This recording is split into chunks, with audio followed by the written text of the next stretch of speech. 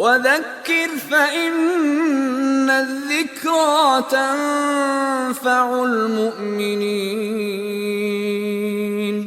One of the most important secret ingredients that you and I need to be able to ask Allah successfully whatever we want. And we all have things we want. And those are secrets between us and Allah. But if you're really going to be able to ask in a way that you're truly hopeful that Allah Azza wa Jal will respond to what you're asking for, there are some things that have to be in place. And one of the most important things that the Qur'an keeps highlighting that has to be in place is that you and I have to ask Allah to forgive us first. You have to ask Him to forgive us first before you ask Him anything else. Anything else that you want or I want, we need to be able to genuinely ask Allah to forgive us. And I'm saying today, people ask, which dua can I make for forgiveness? Or what are the best words I can say for this dua? Or people have duas for separate occasions. So when a woman is expecting, she'll email me or she'll come up to me and say, look, I'm going to have a baby, which dua can I make right now? Or somebody will say, I'm going for a job interview, which dua can I make right now? Right? It was always this, give me the special dua for the special occasion. Let me tell you, those words are important because they're sacred and they're revealed. But the dua for all occasions is actually seeking Allah's forgiveness. The dua to open up all of your problems, get rid of all of your problems, the one dua that takes care of everything is genuinely seeking Allah's forgiveness. Nuh alayhi salam invites his people, for over 9 centuries.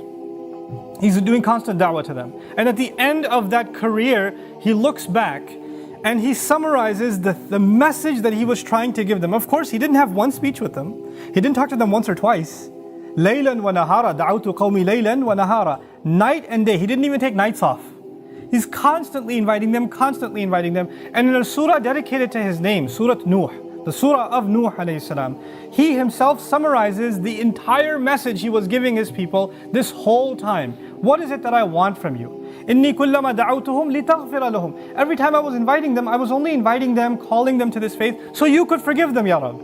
So you could forgive them. And then literally he says, here's how I invited them. This is what I exactly said to them over and over and over again. قُلْت, I said, إِسْتَغْفِرُوا رَبَّكُمْ. Seek forgiveness of your master. إِنَّهُ كَانَ غَفَّارًا. I'll come back to this part later. إِنَّهُ كَانَ غَفَّارًا. Certainly Allah is someone who keeps on forgiving and keeps on forgiving and keeps on forgiving. And He does it repeatedly. But what He says after that is so remarkable. He said, you people, and I need you to understand who He's talking to. He's talking to one of the worst nations in history. Nuh alayhi salam is described as one of the worst nations of all the nations. Places like Surah Al-Qamar, where Allah describes different nations, or even Surah Al-Dhariyat, Allah describes different nations of the past that rebelled against Allah, that rebelled against the prophets and were destroyed. When he gets to Nuh alayhi salam's nation, what does he say? وَقَوْمَ نُوحٍ مِّن قَبْلِ إِنَّهُمْ كَانُوا هُمْ أَظْلَمَ وَأَطْغَى. The nation of Nuh from much before, they certainly were more wrongdoing and more rebellious than everyone else. Like he has the worst condemnation of the people of Nuh. It makes sense. They had a messenger not for one generation like every other prophet.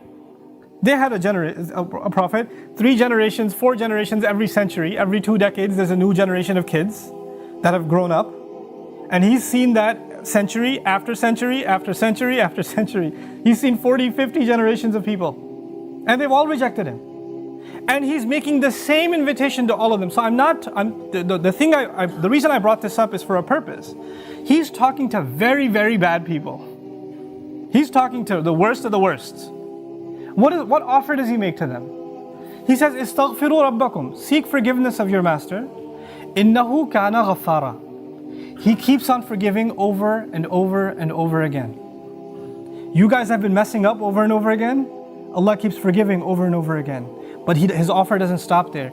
He says, "Yursili as-samaa'a alaykum midrara." Yursili. It's actually Jawab al-Amr here. What that means is, if you seek His forgiveness, then Allah will open up the sky for you and it'll start pouring on you. Now that could be a reference to rain. That could be a reference to rain. And ironically, it's not a reference that you will get flooded. They did get flooded, right? They did get flooded, but Allah is talking about a different kind of rain now.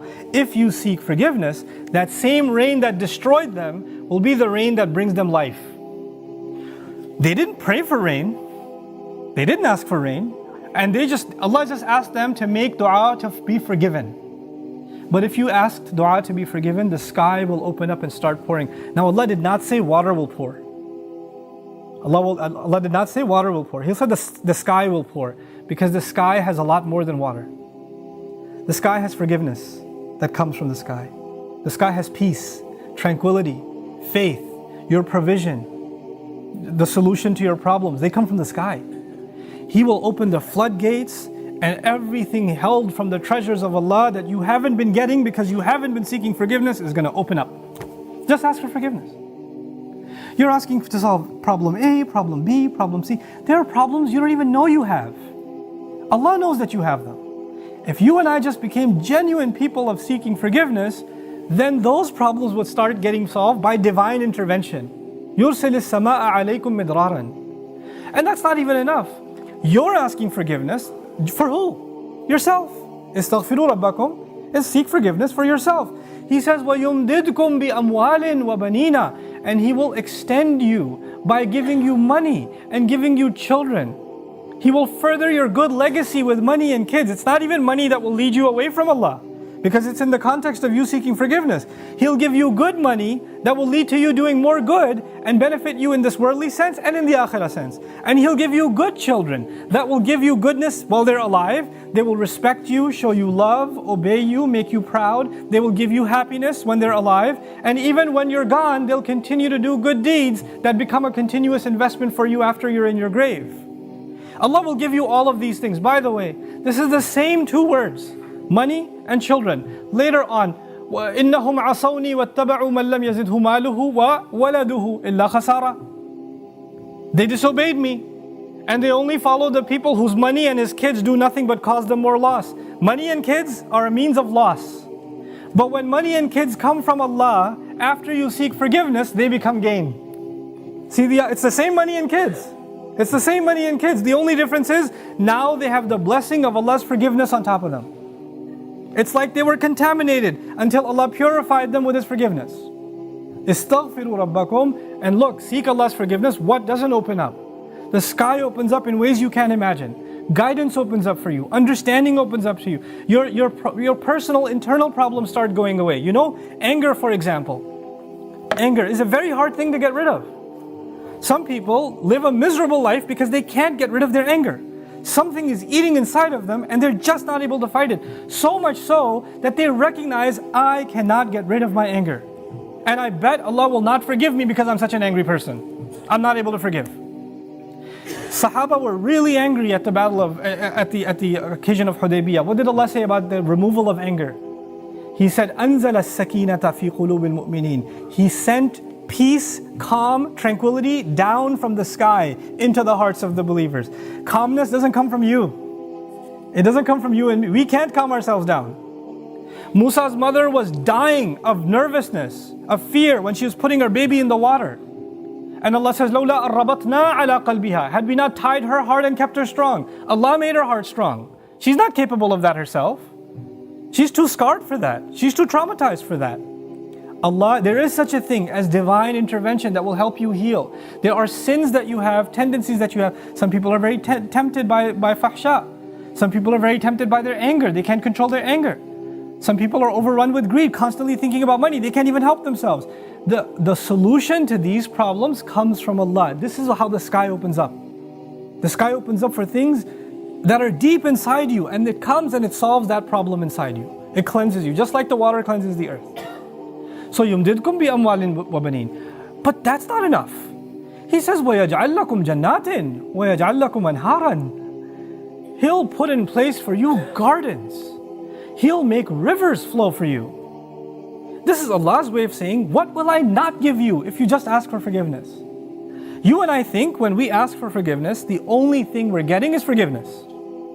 Allah is telling us, when you ask for forgiveness, there is nothing I don't give you. It's almost like you can ask for other things, or you could just ask for forgiveness and everything's covered.